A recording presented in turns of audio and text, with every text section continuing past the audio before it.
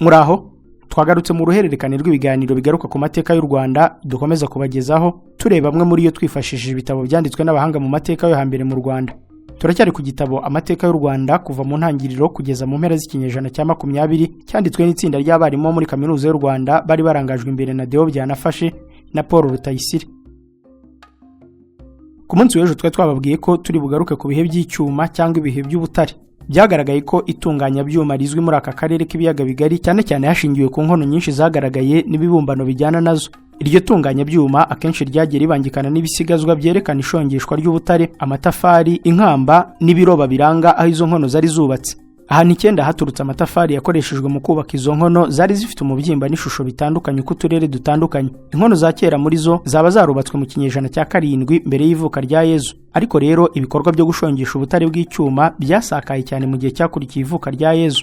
Nyamara gucukura ubutare bw'icyuma byaba bitarakorwaga cyane nubwo ubutare butari ikibuze. Ibyo bituma duhamya yuko itunganya byuma ryakomeje gukorwa ku buryo bw'ubukorikori. Ubushakashatsi bwakozwe bukaba bwaribanze cyane cyane mu ntara y'Amajyepfo ahahoze ari muri Butare, aho ibikorwa byo gushongesha ubutare bw'icyuma byari byarasakaye cyane hagati y'ikinyejana cya 3 n'icya 7 nyuma y'ivuka rya Yezu. Ibyo bikaba byaraturutse ahanini ku buhahirane hagati y'u Rwanda n'ibindi bihugu bikikije ibiyaga bigari n'ibihugu biherereye mu burasirazuba bwa Afurika. Ubwo buhahirane no kugenderana hagati y'ibihugu bya Afurika bikaba byaratangiye kera cyane kurusha uko byandikwa mu bitabo by'amateka. Kugeza ubu inkono 14 ziremye ku buryo bumwe nizo zataburuwe. Zirasa gusa zigatandukanywa n'umubyimba wazo. Zifukuye mu butaka burebure buri hagati ya santimetero 20 na 60 kandi zikagira umurambara ruri hagati ya santimetero 80 na 90. Ariko zimwe muri izo nkono zifukuye mu butaka zikaba zaragiraga ibipimo byisumbuyeho nk'izabonetse i Nyaruhengeri na Cyamukuza. Ibyo bintu byose byataburuwe byagaragaye byuzuye ibisigazwa byabaga bipfundikiye inkono bigafasha mu gufungirana ubushyuhe bw'ubutare kugira ngo umushongi uboneke vuba. Uwo mupfundikizo cyangwa icyo gishyaba cyabaga gifite umurambararo ugenda ugabanuka uhereye ku munwa ujya ku ndiba. Byabaga bibumbye ku buryo bw'imihiro y'ibumba igerekeranye bigasa n'ibyiburungushuye nk'umutemeri. Amabondo yabaga asenye n'intoki, rimwe na rimwe ku ruhande rw'imbere hagaragara imirambo y'intoki, naho ku mubyimba inyuma hari imanzi z'imirongo ikebye. Ariko hari nyinshi zagaragaye zari zifite inkono zikozwe mu matafari y'amabumbano cyane cyane nk'ayo ku misozi ya Kabuye, Gahondo na Remera. Ku musozi wa Kabuye inzibutso 34 zashyize ahagaragara ibisigazwa by'inkono. Ahafukuye harimo amatafari, inkiro z'imivuba, inkamba, amakara n'indyo nkeya.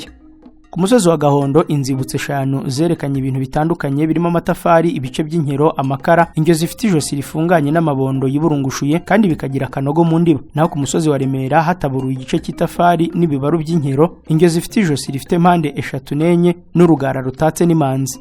Inzibutso z'ibibumbano zo mu gihe cya kera cy'icyuma ni nyinshi. Ni ibibumbano byabonetse bibangikanye n'ibikorwa by'ubucuzi. Ibyo bibumbano birangwa n'ijosi rifunganye bikagira akanogo mu ndiba, bikaba kenshi bitatse n'urugenyo cyangwa imanzi z'imirongo itandukanye ikebye. Hari ubwo kandi ibyo bibumbano biba biciye imanzi z'inziga zinjiramo cyangwa imirongo ibangikanye iringaniye cyangwa utubabi dusa n'ibice by'inziga cyangwa na za mpande 3. Indibi bidafukuye cyane ifite akanogo cyangwa sitanafukuye namba. Isuzuma ry'amabondo ryerekanye yuko guhera mu ndiba kuzamura byagiye bikorwa ku buhanga bwo kugereranya imihiro y'ibumba igiye yizengurukije. Umubyimba w'ikibumbano ukaba utari munini kandi nyuma hasennye neza ku buryo bunoze. Ibumba rikoreshwa ryabaga rivanze n'insibo igizwe n'umusenyi w'amasarabwayi ndetse harimo n'utwatsi. Ibibumbano byo byabaga ari bitoya kandi muri rusange biri mu byiciro bibiri. Hari ibibumbano bifite ijosi rifunganye bikagira urugara n'amabondo y'uburungushuye, hakaba kandi n'ibibumbano bibwase bifite amabondo manini ijosi rifunganye. Inzibutso zagaragaje ibibumbano byari ku gasi ni nyinshi. Hari Butare, Gishubi mu Masangano, Irugobagoba, Irutare n'Ishori. Mu majyaruguru mu kirombe bacukuramo Nyiramugengeri mu Kiguhu ku nkombe z'ikiyaga cya Ruhondo habonetse ibumbano bifite urugori rugororotse n'indi bishashe biciye imanzi z'imirongo igiye iberamye ndetse imwe igizwe na mpande 3. Izo manzi zenda gusa n'izagaragaye ku bibumbano byabonetse mu ishyamba rya Ruhimandyarya mu karere ka Rusizi.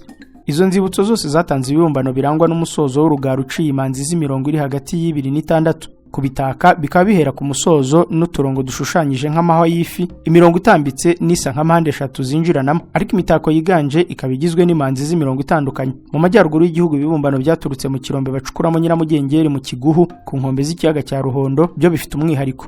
Imihiro y'ubutaka bwa kera yerekanye ibibumbano bifite urugara rushinze, indi bishashe n'urusobe rw'imanzi zigizwe n'imirongo itandukanye. Inyinshi zagaragaye ahantu hari hasanzwe hari ubweya bufite n'amashyamba make, ariko ni gake zagaragaye mu mashyamba y'inkomane. aho hantu rero ubweye bufite n'ishyamba rike, ijuru ryaho rirahehereye, ubushyuhe bwaho ntibuhindagurika, kandi n'imvura irahagije ku buryo ubutaka bwaho bubereye ubuhinzi n'ubworozi n'ubucuzi. Niko biteye mu karere ka Butare. Ubutumburuke buringaniye bwari bubereye ihinga ry'uburo n'amasaka, byari indyo fatizo muri icyo gihe, bwari bubereye kandi ubworozi bw'amatungo maremare. Ibyo kuko imisozi ifite ubutumburuke bwo hejuru itarangwamo isazi zatsetse. Ibimenyetso bigaragaza ko mu Rwanda ubuhinzi n'ubworozi byakorwaga guhera mu kinyejana cya gatatu nyuma y'ivuka rya Yezu. Ubworozi bukaba aribwo bwemezwa ndetse kurusha ubuhinzi. Ku misozi iherereye mu majyepfo ya Butare, ubutaka bwaho bwarangwaga n'ubweya bufite ishyamba ry'inkomane rifite ibiti binyuranye kurusha ubu, ariko byabaga ari ibiti byoroshye gutema kandi bibereye amatungo. Ni muri ako karere hafi y'inkono yo gushongesherezamo ubutare i Remera habonetse amenyo y'inka yaba yarabayeho hagana mu mwaka wa 220 nyuma y'ivuka rya Yezu, ni ukuvuga mu kinyejana cya gatatu. Ayo matariki akaba ari ayo mu gihe kimwe n'ayerekeye amagufa y'inka n'intama yabonetse Itongo mu majyaruguru ya Goma ho muri Repubulika ya Demokarasi ya Kongo. Reka noneho turebe igihe cya vuba cy'icyuma. Icyo gihe cyatangiye hagana mu kinyejana cya 8 nyuma y'ivuka rya Yezu. Cyaranzwe n'ibibumbano bitakishije urugenyo n'ibikoresho byinshi by'ibicurano. Ku nzibutso zimwe nko mu Kiguhu hagaragaye inkono zitakishijwe urugenyo zivanze n'inkono zitakishijwe imirongo ishushanyije nk'amenyo y'urukero. Ikiguhu kandi habonetse indyo z'ibibumbano byari bitatse hakoreshejwe urugenyo, bikaba bisa n'ibyabonetse ku ndyo zataburuwe mu Bugarama zari mu mihire y'ubutaka bwo hejuru. Aho habonetsemo kandi indyo zitakishijwe imirongo ishushanyije nk'amenyo y'urukero. Ibibumbano byo mu Kiguhu n'ibyo mu Bugarama bishobora kuba ari ibyo mu gihe kimwe, nubwo ubushakashatsi bwerekeye icyo gihe ari bukeya. Inzibutso nkeya zavuyemo bene ibyo bibumbano byagaragaje ko ari byo hagati y'ikinyejana cya 8 n'icya 10 nyuma y'ivuka rya Yezu. Ibibumbano byavuye mu Cucu na Cyamukuza nibyo mu kinyejana cya 8, naho ibyavuye mu Kameru no mu Kinkomane byabumbwe hagati y'ikinyejana cya 9 n'icya 10. Iryamurari ahantu hatuwe mu kinyejana cya 17, ubushakashatsi bwashyizwe ahagaragara bwerekanye ibintu ndangamurage bigizwe n'amagufa. Abahanga mu bumenyi bw'amagufa bakaba bahamya yuko ayo magufa ari ay'amatungo maremare n'amagufi. Amagufa y'amatungo maremare akaba ari ay'inka. Ibihanga bibiri byavumbuwe bikiri byose biri kumwe n'ibisigazwa by'ibindi bihanga byenda kuba birebire, byerekana neza ko ibyo byari ibimasa by'inka zo mu bwoko bwa Ankole zari henshi mu karere k'ibiyaga bigari. Ibice by'amagufa y'amatungo magufi byo bikaba byaba ari iby'ihene n'intama. Aho hantu kandi haturutse ingasire n'uduhini duto dukoze mu mabuye dusa n'ibigikoreshwa mu Rwanda iyo basya amasaka cyangwa uburo. Ibyo bibumbano kandi bikaba bitakwa hakoreshejwe urugenyo bazingurizaho.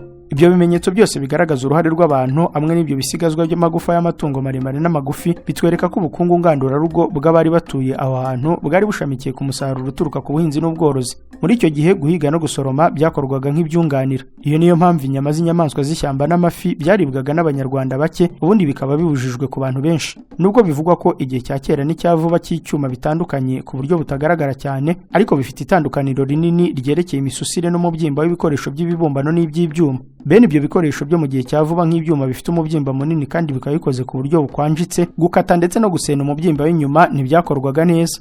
Izo mpinduka zikaba zituma hibazwa ibibazo bitandukanye. Ese iyo mikorere yazanywe nande? Ni itsinda rindi ry'abantu baje cyangwa ni iterambere ryo muri ako karere?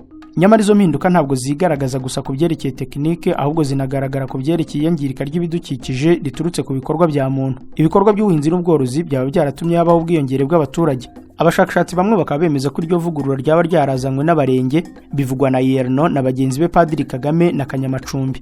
Abarenge bivugwa ko bari abo mu bwoko bw'abasinga bari bafite igihugu cyabo guhera mu burasirazuba bwa Masisi muri Repubulika ya Demokarasi ya Kongo kugera ku Kanyaru. Butare rikaba nayo yari iherereye muri icyo gihugu. Amateka atanditse akaba yemeza ko abo bantu ari bo ba nyiri ibikoresho bikoze mu byuma kandi bagacukura amariba ku rutare. Ku munsi w'ejo tuzagaruka ku miturire y'u Rwanda mu mpera z'ikinyejana cya 19 no mu ntangiriro y'ikinyejana cya 20.